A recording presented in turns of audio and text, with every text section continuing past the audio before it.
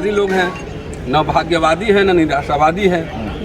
तो परिवर्तन अपने आप तो आता नहीं है, परिवर्तन तो धक्का मारना पड़ता है ना, तब परिवर्तन आता है। और आप देखिए, मैंने आज एक बात कही है दोनों प्रोग्राम में कि जब से संविधान बनाने की प्रक्रिया शुरू हुई तभी से उसको ख़त्म करने की प्रक्रिया वाले लोग भी पैदा हो गए।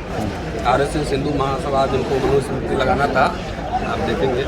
और जो संविधान बनी तो संविधान को जलाने वाले, फाड़ने वाले, अम्बेडकर का पोस्टर फाड़ने वाले भी कौन लोग थे आप जानते हैं। तो संविधान खतरे में है, ये समझाना खतरे में ऑलरेडी हो चुका है, उसके सारे पन्ने अंदर से जो है ना ये सब फाड़ चुके हैं।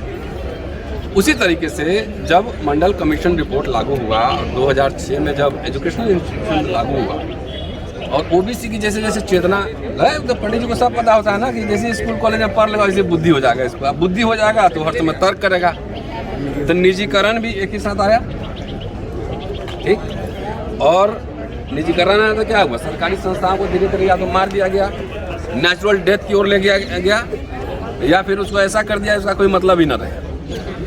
तो क्यों? क्योंकि सरकारी संस्थाओं में SC ST OBC के ज़्यादा लोग पढ़ेंगे। जब तक इनको पैसे पे, सरकार के पैसे पे, करदाताओं के पैसे पर,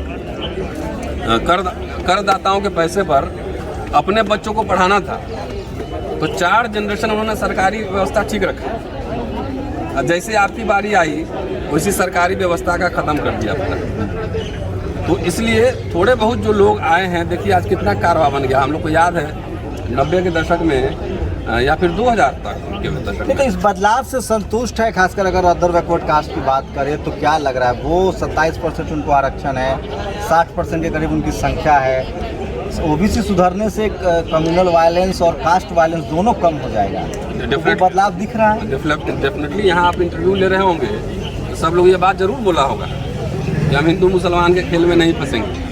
और इसमें हम एक बात और बताना चाह रहे हैं, जैसे स्टालिन ने साउथ में किया है ना कि अल्टरनेटिव पूरा आइडियाज़ के साथ काम कर रहा है। उत्तर भारत के नेता जिस दिन खाली नेता ठीक हो जाए ना, तो हमारा फॉलोइंग, हमारा इंटरव्यू लगाइएगा तो 20,000 लोग देखेगा। यही बात अगर यहाँ के नेता बोलेंगे, अध्यक्ष बोलेंगे पार्टी के, तो करोड़ों लोग सुनेगा। तो हमारे नेता अभी विष्णु का मंदिर बनवाने में और परशुराम का मंदिर बनाने में रेस लगाए हुए हैं कि सबसे लंबा कौन बनाएगा, सबसे बड़ा कौन। लेकिन मोदी जी तो महीन खेल रहे हैं 27 OBC से, मतलब मोदी जी को ज़्यादा समझ है। हम तो कह रहे हैं 27 ब्राह्मण को जो है बना दीजिए मिनिस्टर, OBC को हटा दीजिए। लेकिन जितने संस्थान हैं, जितने हर जगह उनका प्रतिनिधित्व दीजिए ना, सिंबॉलिक। काहे पड़े हुए जज बनना है, वाइस चांसलर बनना है, शूद्रों का काम है और छूतों का काम है सिस्टम से बाहर रहना। इतिहास जानते हैं भारत का? भारत का इतिहास जानते हैं? पहला दुनिया का साम्राज्य जो है शूद्र ही बनाया था, कोई जनोधारी नहीं बनाया था। सम्राट अशोक। हाँ, इससे ज्यादा नहीं। और पूरा इतिहास तो आपके लोग तो आपके अपने पूर्वजों को जान नहीं रहे हैं ना, वो तो कहीं और गए हुए हैं, बुद्ध को, अशोक को जान नहीं रहे हैं। बहुत जो है, बहुत लंबे समय तक उनको पता था कि मामला OBC में ही है लटका हुआ। तो जानबूझ के फोर्स करके लंबे समय तक सारे संस्थानों से धीरे धीरे जनेऊ में फंसा के धीरे धीरे टानते नहीं, तो अपनी तरफ टान रहा है पूरा, तो टानते हजारों साल में साइडलाइन कर दिया। चलिए बात करेंगे, अच्छा टॉपिक छोड़ा है कि सम्राट अशोक को लेकर कितने लोग अनुभवी हैं, क्या लग रहा है सर? आपको लग रहा है OBC जग रहा है? आज की जो सभा हुई है कॉन्स्टिट्यूशन क्लब में, हाँ, OBC में एक नई जागृति है और ये जागृति 5 साल बाद भारत का इतिहास बदल देगी। ये जागृति जो आज प्रोफेसर रतन लाल जी ने एक बात कही है, there should be cultural shift in the OBC। एक बहुत बड़ी बात कही है कि जब OBC ब्राह्मणवाद को छोड़ेगा, अगर आज की सभा में मैं तो ये कह रहा हूँ, अभी जांच कर लेते हैं, थर्मामीटर मेरे पास ही रहता है। क्या नाम है भाई साहब? मैं विप्लव साहब। तो इस फूले की टोपी है जी। फूले साहब ने क्या कहा है खासकर कर्मकांड के लिए? उन्होंने कहा है कि इन चीज़ों को छोड़े बिना हमारा समाज जो है डेवलप नहीं करेगा। तो आपने छोड़ा या अभी सिर्फ टोपी लेकर? नहीं, मैंने तो छोड़ दिया है, 10 साल हो गया मैंने। पक्का OBC है? पक्का OBC हूँ मैं, छत्तीसगढ़ से हूँ। जाति नहीं पूछ रहा हूँ मैं, कंस्टिट्यूशनल टर्म से SC ST OBC माइनॉरिटी है। आप कहाँ हैं? छत्तीसगढ़ से हूँ मैं। आप भी OBC हैं? क्या करते हैं? मैं लेक्चरर। बताइए, देखिए जब तक आप पढ़ेंगे लिखेंगे नहीं तब तक हक अधिकार। आपका क्या नाम है? OBC हेमराज सिंह है, मध्य प्रदेश से सागर जिला अध्यक्ष है और हम मूल निवासी संघ से जो कैडराइज का काम चलता है और वो सारे कैडर लेके उसके बाद हम लोग लड़कों को भी इकट्ठा करके। ये देखिए 90% मुसलमान OBC में आता है, ये बात मुसलमानों को पता है। नाम बताइए अपना। मेरा नाम शादाब खान है। तो ये ओबीसी के लोग 90% ओबीसी में है, मुस्लिम कैटेगरी के लोग, लेकिन आप लोग तो नहीं आरक्षण के पक्ष में आंदोलन चला रहे।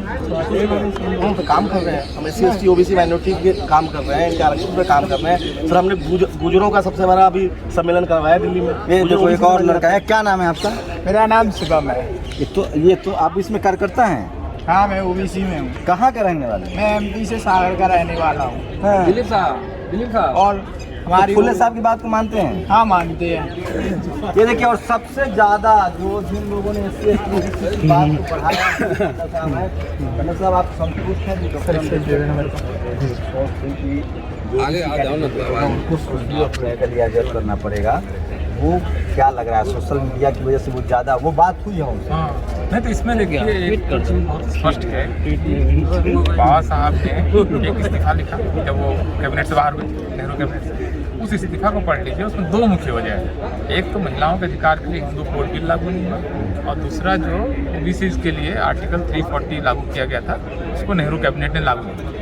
तो OBC के लिए अधिकार के लिए जो आदमी इस्तीफा देता है, जो उसका मुख्य कारण बताता है कि मैं इस्तीफा इसलिए दे रहा हूँ क्योंकि आप पिछड़े वर्गों के लिए संवैधानिक प्रावधान है, 1 साल के आसपास समय हो गया, आपने कुछ भी नहीं किया, तो आप समझिए कितना अर्जेंसी थी, कोई उस समय हो जाना चाहिए वो काम 75 साल पहले। हाँ, और उस काम को करने में देखिए लग गया कब जाके ये OBC मतलब मंडल कमीशन एक सिफारिश लागू हुई जाके कब 1990 और कोर्ट में फंसता जाके 1993 में, और शिक्षा में आरक्षण लागू हुआ जाके 2006 में, और वो भी कोर्ट में फंसता लागू हुआ 2008 में। तो बाबा साहब जो सपना देख रहे थे 1951 में, कितना डिले है, कितना बैकलॉग है, और उस बीच में कितने OBC का कितना नुकसान हो गया।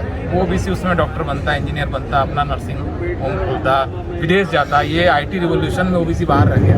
IT में समझिए कि IIT में आज जैसे है 27% OBC IIT में है, वो आज अगर ये IT रिवोल्यूशन हो रहा होता तो ये सब विदेश जाते, और एक आदमी 1 करोड़ रुपया महीना कमा रहा होता। तो ये पूरी ट्रेन कैसे छूट गई? ये जो OBC का मामला पेंडिंग करते चले गए हैं, इससे भारत का नुकसान हुआ है ना भाई। आधी आबादी का जब विकास ही नहीं हुआ तो देश का क्या विकास होगा? झंडा ऊंचा थोड़ी करना है। सब्जी कौन बेचेगा, ठेला कौन चलाएगा, कास्ट एट्रोसिटी में कौन शामिल होगा, मुसलमानों को मारने के लिए कौन रहेगा? तो विकसित देशों में ऐसा तो नहीं कि सब्जी नहीं बेची जाती है, मतलब अगर विकसित हो जाएगा तो अच्छी दुकान खोले। में लाठी कौन उठाएगा सर? तो लाठी कौन उठाएगा, ये जिनकी चिंता है वो लाठी उठवाएं, लेकिन जो लोग लाठी उठवाना नहीं चाहते हैं और IIT में पढ़वा के और बच्चा आप पर आरोप है कि आप सोशल मीडिया का इस्तेमाल करके सबको बिगाड़ रहे हैं। आप तो मतलब कर्मकांड को खत्म करने पर मतलब पर्याप्त नहीं बिगड़ा, इसकी मुझसे शिकायत है। मुझसे कभी तक मैं पर्याप्त नहीं बिगाड़ पाया। जितना बिगाड़ना था उतना शायद मैं नहीं बिगाड़ पाया, ये मेरी शिकायत है मुझसे। और ज़्यादा बिगाड़ने चाहिए। अब धर्मेंद्र भाई हैं और तो सारे मतलब मित्र लोग हैं। कैटेगरी के आधार पर कॉन्स्टिट्यूशनल इम्यूनिटी बनती है। ये डॉक्टर साहब का ले लो। SC/ST OBC के बीच में कॉमन थ्रेड जो बन गया है ना इस समय, जो वो है कि आपको अपना रिजर्वेशन बचाना है। यहाँ पर कोई मतभेद कम से कम इन कम्युनिटीज़ में नहीं है, और आरक्षण पे क्योंकि सबसे ज़्यादा हमला हो रहा है तो इनकी यूनिटीज़ बन जा रही है। SC/ST एक्ट का सवाल जब आया था तो SC/ST एक्ट लगता तो OBC पे भी, लेकिन SC/ST एक्ट के खिलाफ जो आंदोलन हुआ OBC ने क्यों साथ दे दिया? OBC के आदमी के साथ ने तो कहीं लाठी नहीं उठाई SC/ST के खिलाफ। भाई जो आदमी OBC का SC/ST के खिलाफ दुर्व्यवहार करेगा, मुकदमा हो रहा है, इसके बाद OBC के किसी संगठन ने SC/ST एक्ट पर जब दलित लोग सड़क पे आए, सारे लोगों ने समर्थन नहीं किया ना। यूपी में वरना कैसे सफल होता? आपको ग्वालियर से लेकर सब जगह OBC के साथ तो कहीं लाठी नहीं चली ना, गोली चलाई किन लोगों ने? उस पर सवर्णों ने गोली चलाई ना। मिथ करा गया है कि OBC का इस्तेमाल होता है संप्रदायों में। और क्या बात करना चाहिए, ये जो रोस्टर जब ये नरेंद्र मोदी ने रोस्टर ला के यूनिवर्सिटी शिक्षकों की नियुक्ति में जब OBC आरक्षण और SC/ST आरक्षण खत्म करने की कोशिश की, तो उसके खिलाफ जो आंदोलन हुआ उसमें आपको नहीं दिखा कि SC/ST OBC तीनों साथ में खड़ा था?